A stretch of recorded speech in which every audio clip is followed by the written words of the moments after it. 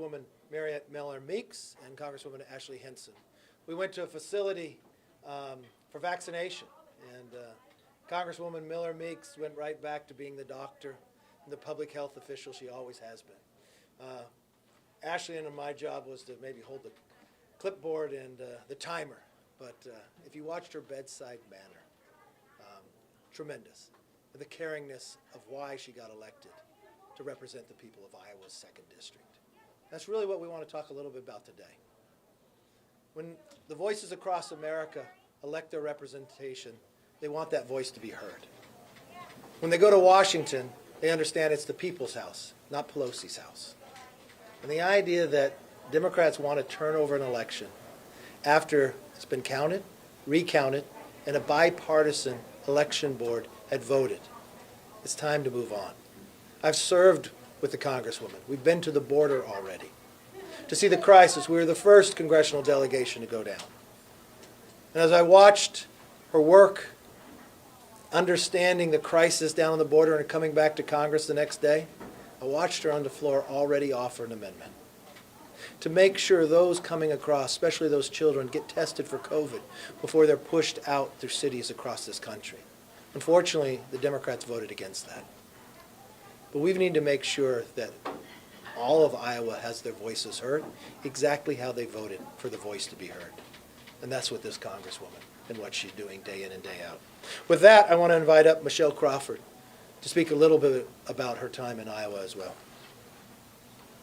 Good afternoon. I'm Michelle Crawford, a very proud, lifelong Iowan, Scott County resident, and I was proud to vote for Mariannette Miller-Meeks. I've gotten to know her over the past couple of years, and I knew that she would represent Iowa values. And as an Iowa voter, that's important to me, that our Iowa values are represented by who the people from Iowa want to speak, and not who DC or Pelosi wants to handpick. We've all had elections where we didn't get our chosen candidate elected, but we support them and we accept the results, and that is what we, the people of Iowa, expect to happen as well. No matter how many votes, no matter who has spoken, she was elected, and we want her to be representing us. Thank you. Okay. I also want to invite up Carrie Gruenhagen from Iowa as well. Thank you. My name is Carrie Gruenhagen. I am involved in agriculture here in Iowa, and whoever my congressperson is, I am used to working with them.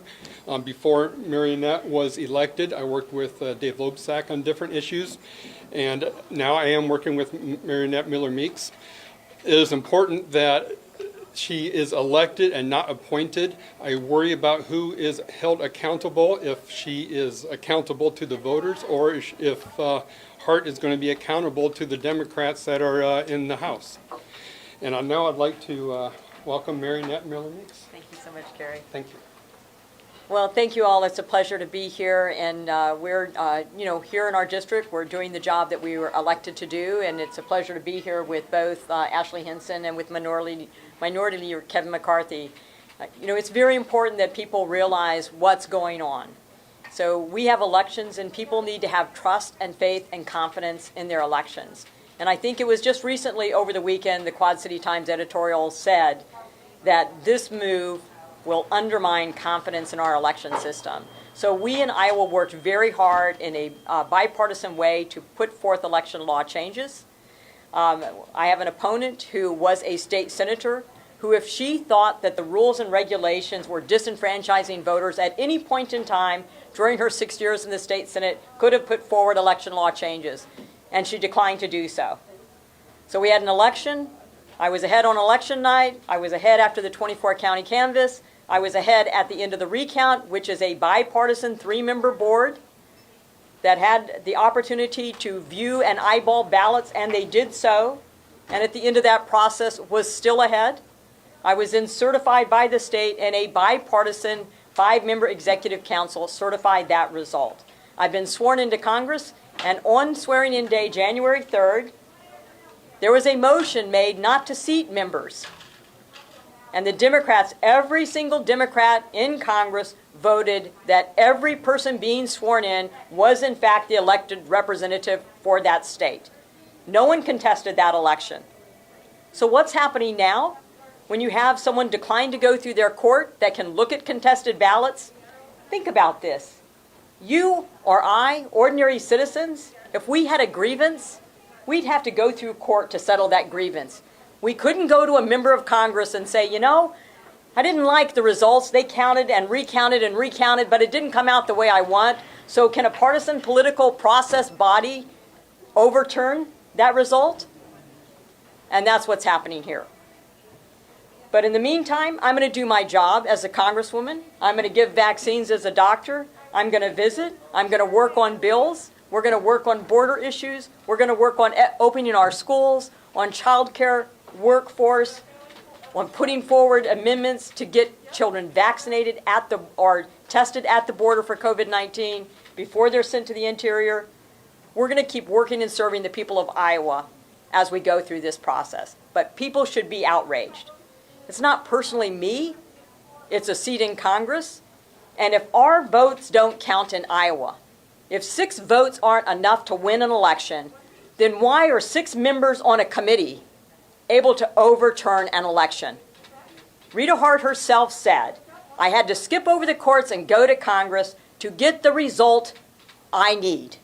And her attorney said in his filing to the House Committee on Administration that the committee should use its full discretion to depart from Iowa law. No one, I don't care where you live, what party you are, no one should be okay with violating state laws to get the results of an election that they want. We should all be outraged at that. So it's been a pleasure to be with you. It's a pleasure to be here with both Michelle and with Carrie and with Representative Hinson and Representative McCarthy. And I'm going to turn it over to Representative Ashley Hinson to say a few words as well. The fact of the matter is we are here today because voter integrity matters. It's such an important time for our country to move forward, and we have to have full faith in our elections. Bills are working their way through legislatures across the country. We're proposing pieces of legislation in Congress to help make sure that you believe your vote counts, and your vote does count. We believe that firmly here in Iowa, and that's why I'm here today supporting my friend and my congresswoman, my fellow congresswoman, Mariannette Miller-Meeks. She is a true public servant. She is serving the people of Iowa who elected her. These votes, again, have been certified, they've been recounted, and they've been counted again. Over and over again, the result is the same, and your congresswoman here in Iowa's 2nd District is Mariannette Miller-Meeks. So voter election integrity matters. We are all standing for that here today. I can tell you Iowans throughout the state are coming up to their members of Congress and talking to them about this. Members across the country are hearing about it from their constituents. I was at a grocery store meat counter the other day, and I had a woman come up to me with her young child, and she said, Ashley, we're hearing about what's happening with Mariannette, and you know, that's just abhorrent. And I think that message is very, very clear. It's resonating across the country. Iowa elections are up to Iowa election officials and the voters of this state. And we've made that very, very clear. So at that point, we're happy to answer questions that you may have. But we're standing for election integrity, and we're standing for Mariannette Miller-Meeks, our congresswoman here in the 2nd District. Questions? Leader McCarthy Yes. participated in a contest like this in the past and said that was a process to be proud of. What is different about this process now? Process to be proud of. What are you quoting? From a statement that you gave, I believe it was a Florida seat, a contested election that went through this At the end of it. Yes. When I first became a freshman member, the Democrats took the majority. The Democrats did the exact same thing then. They contested a race for Vern Buchanan. I tried to dissuade them moving forward, but they kept for months in question about whether Vern Buchanan was a congressman. They went back and they wanted to see the machines. They thought the machines did something wrong electronically. Zoe Lofgren did. Just so happens Zoe Lofgren is the chair of this committee now. At the end, the same result came forward that the result that Florida had there and Vern Buchanan. You're probably taking a quote out of context. I didn't think they need to go forward with that. Vern Buchanan was the member of Congress. He ended up being a member of Congress. If I would say anything to the American public, whether you're a Republican or Democrat and you're a member of Congress, there's 3 things you should be working on. It should be back to work, back to school, and back to health.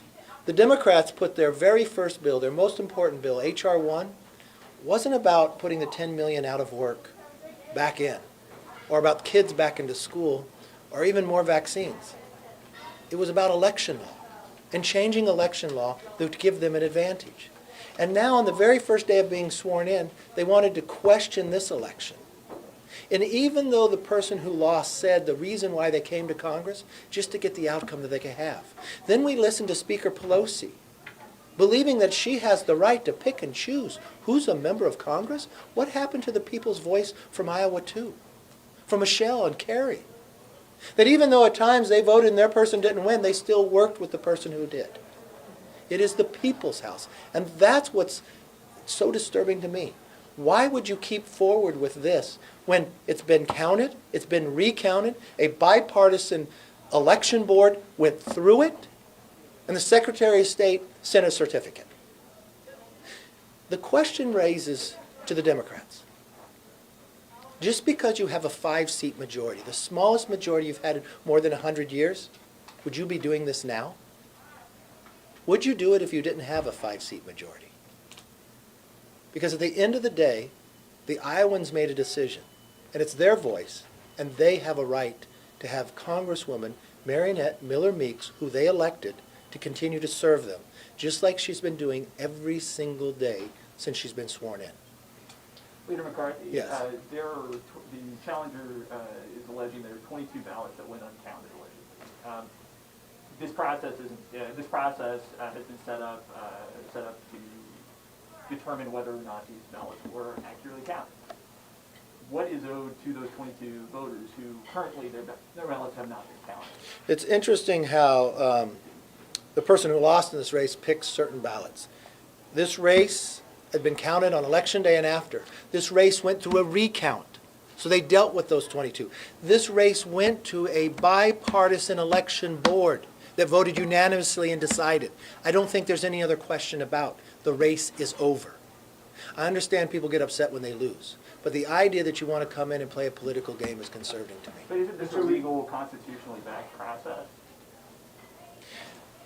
Do the Iowans have a voice in this race? I think when it's been, if you want a constitutional back, the states decide. If the federal government inside Congress, if Nancy Pelosi wants to pull that game to try to pick and choose who, she's going against the voice of Iowa's 2nd District. I think that's wrong. The purpose of the Yes, sir. Constitution.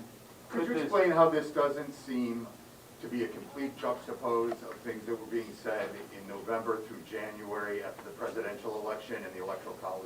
Exactly, because in Electoral College, if you go back and take just Speaker Pelosi's words herself, when they challenged Electoral College the 3 times prior when Republicans won, she said, this is democracy, this is the time to do it. If you take into consideration what transpired on the floor in the House, it's a role that Congress has to play. Congress only challenged 2 states that would not change the electoral vote, which takes 270 to become president. So regardless what transpired that day on the floor of Congress, it would not change the outcome of the presidency. Joe Biden would be president, there or not. But just as Nancy Pelosi said, it's the only time Congress has an opportunity to raise the question within the state. And if you look to a number of members who rose that question, they were raising the question not about there, they were raising the question, if you changed election law, was the state able to do it? Because in the Constitution, the state legislature has the responsibility to change it, and was it being changed and not going forward? So it was more a constitutional question. But no, they don't interchange. Yes, sir. So if you're certain that Congresswoman Meeks won, I guess, why oppose a process allowed under federal law to allow Rita Hart and others to argue and ensure that all votes have been examined? Unfortunately, those 22 ballots, because of Iowa law, weren't considered in the recount, so why not? Because you've already counted, recounted, and had a bipartisan board. What's interesting to me, if you want to raise the question, if you looked at past history, in past history, and just as we know as all Americans, you're innocent till proven guilty, correct? So why in every other election contest, if they went through the House, why have they changed the rules now? The majority party, the Democrats, have changed it, and now made it as you're not innocent to proven guilty. Now, Congresswoman Miller-Meeks, who is the sitting Congresswoman, has to prove why she won. It's not the burden upon the others to prove why she did not. They changed the rules. Why? Because they want to set up to try to steal a seat because they only have a 5-seat majority. We've watched what they do already. And the reason why I raised this question, watch what Nancy Pelosi has done since she became Speaker this term. She has changed the rules of the institution that have never been changed before. She took away the right of the minority to offer an amendment, something that's been in the history of Congress. She's gone to remove members of the other party from a committee, which has never been done in Congress before either. So why are they continuing to do this? Simply because they have such a small majority. They believed they would win 15 to 20 seats, and in fact, they were the ones who lost. And now they're concerned that they cannot pass such a socialist wing of an agenda with such a small majority, that they want to steal a seat, but disenfranchise those of Iowa. I just believe that's wrong. And I think the American public, and even if you look into Iowa today, if you read the editorial papers, those who didn't even endorse Congresswoman Miller-Meeks believe it is wrong what is going on. So how much will Iowa have to hurt? And how long will this have to continue on when it's already been decided? That's the real question. So speaking about making sure the voices aren't disenfranchised, among those 22 or 3 Scott County residents, 2 who cast curbside votes and another who cast an absentee ballot that accidentally got ripped. Why should their votes and their voices not count along with the others? We have counted the race, we have recounted the race, and we have an election board with their job of bipartisan to look at this. They are the expertise, and they have come to the decision. You have elections, and when election's over, it's time to govern. The election is over. Congresswoman Mariannette Meeks won the race, and it's time to allow Iowa to have the voice. By not counting those Yes. votes, doesn't that disenfranchise? You have a question? McCarthy, I have on a different question. Okay. Actually, so you're here, vaccine distribution. A lot of the reason that this is happening is because of the American Rescue Plan, which every single Republican voted against. So how do you come and promote components of that bill while also opposing it? Well, that's easy. So we went to a vaccination space because of that 1.9 trillion, less than 9% of that money went to anything with COVID. So none of that money just voted on was doing anything that was happening in that unit. But we have been able to pass 5 times. We have passed 5 bipartisan bills that dealt with that. That money's not even out, and less than 9%. But you know where that money does go to? And this is what I think America gets most upset with. If you're a federal employee or a state employee, there's an opportunity for a bonus for you. But if you're in the private sector, you can't. If you're a prisoner, you can get a check. I think they want to see accountability. There was more than $1 trillion already appropriated sitting there still to go out. And to all the family members, the fathers, the mothers, the teachers, they want to see the schools open back up. 2/3 of that money won't even go out for the schools until 2023.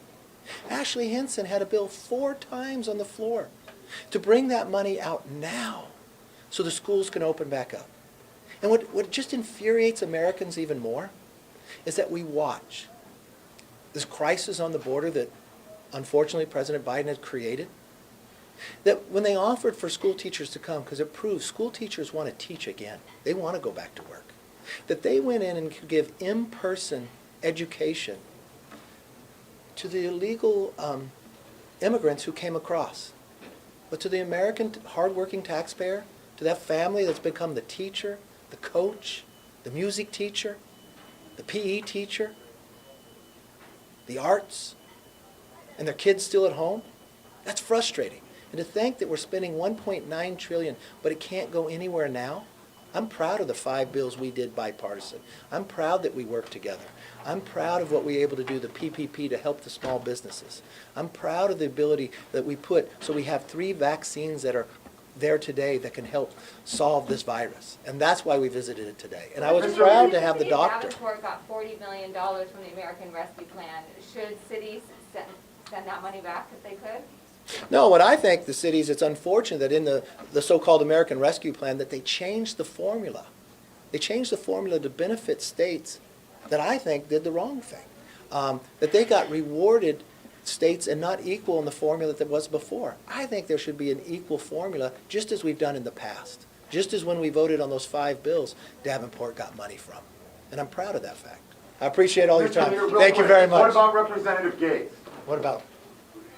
There's talk of him in allegations regarding a young girl. There's talk of That it. position of leader? What There's do you a- say? Are you still supporting him? Are you talking to him about it? Where do things stand right now from your point of view? There's a New York Times story that I read. I haven't been able to talk to Mr. Gates yet. Mr. Gates denies the story, but I look forward to talking to Mr. Gates. I haven't heard anything from the DOJ or others, but I will deal with it if any of it comes to be true. Should he remain Thank in you his very much. seat? Thank you.